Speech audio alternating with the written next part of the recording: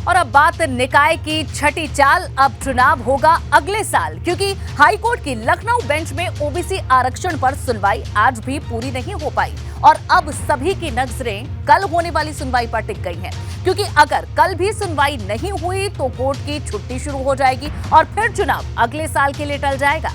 लेकिन सवाल बड़ा यह है कि क्या चुनाव अब अप्रैल में होगा?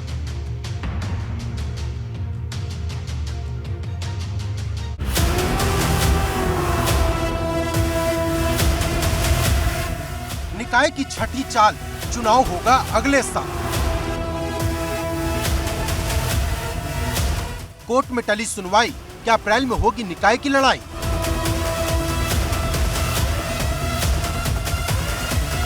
जिस निकाय चुनाव का इंतजार पूरा प्रदेश पिछले 1 महीने से कर रहा है, वो कोर्ट कचहरी के चक्कर में लंबा खिंचता जा रहा, क्योंकि ओबीसी आरक्षण को लेकर ट्रिपल टेस्ट का ऐसा अड़ंगा फंसा है कि हाईकोर्ट की लखनऊ बेंच में 6 दौर की सुनवाई के बाद भी कोई फैसला नहीं आ पाया। और अब सवाल बड़ा है, क्या सर्दी की छुट्टी से पहले फैसला आएगा?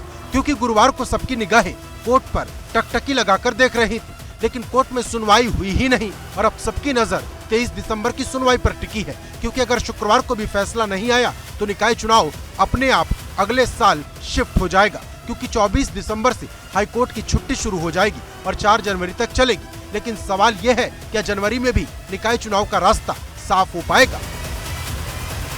अब ये सुनवाई कल दोबारा फिर होगी और कल ही जाड़े की छुट्टियां शुरू होने से पहले हाईकोर्ट के कामकाज का अंतिम दिन भी है। अगर किसी वजह से कल ये सुनवाई फिर टल जाती है या नहीं हो पाती है तो इस मामले में अब 3 जनवरी को अगली सुनवाई होगी। इस बीच आरक्षण जारी करने की अधिसूचना पर रोक लागू रहेगी।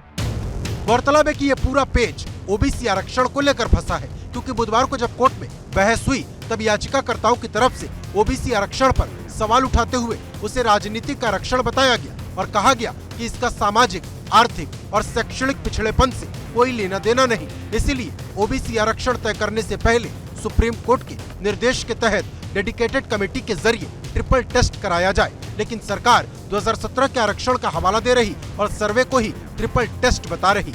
ऐसे में कोर्ट ने अगर सरकार के पक्ष में फैसला सुनाया तो चुनाव जल्द हो जाएगा, लेकिन अगर याचिकाकर्ता के हक में फैसला आया तो चुनाव लंबा खिंच जाएगा। अब चुनाव में हो रही लेट लतीफी को लेकर सपा और भाजपा में जंग छिड़ गई है। समाजवादी पार्टी के मुखिया श्री अखिलेश यादव जी, जिनकी मानसिकता सदा से, चाहे वह पिछड़ा विरोधी हो, चाहे वह दलित विरोधी हो, चाहे महिला विरोधी है, वो चुनाव समय से नहीं चाहते।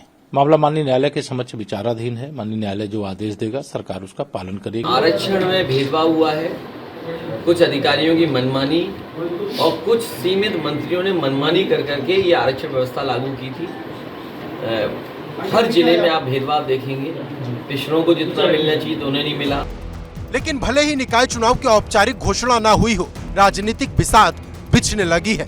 भाजपा से लेकर सपा, बसपा और कांग्रेस तक अपनी अपनी तैयारी में जुटे हैं। जहां भाजपा कई बैठकें कर चुकी, जिसके सामने पिछली बार के नतीजे दोहराने की चुनौती है, क्योंकि निकाय चुनाव के बाद 2022 में लोकसभा का चुनाव है। ऐसे में भाजपा कोई कसर नहीं छोड़ना चाहती। वहीं समाजवादी पार्टी मैनपुरी की जीत के बाद लय में नजर आ रही, जो भाजपा को सीधी टक्कर दे रही। वहीं बसपा निकाय चुनाव में मुस्लिम दलित के साथ ओबीसी को जोड़ने में लगी है, क्योंकि हाल ही में बसपा ने विश्वनाथ पाल को अपना प्रदेश अध्यक्ष बनाया है। लेकिन पिछले बार के नतीजों को देखें तो भाजपा का पाला भारी नजर आता है, क्योंकि 2017 में भाजपा ने 16 नगर निगम में से 14 में अपना मेयर बनाने में सफलता हासिल की थी और 2 मेयर बसपा के बने थे। वहीं नगर पालिका के 198 शहरों में से भाजपा ने 67, सपा ने 45, बसपा ने 28 और निर्दलीय ने 58 कुर्सियों पर कब्जा की।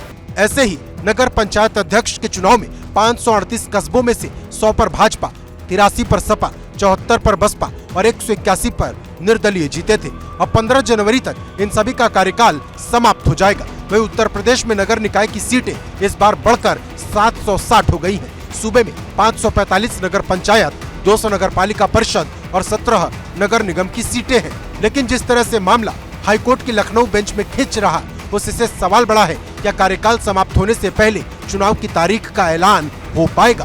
Bureau report, ABP Ganga.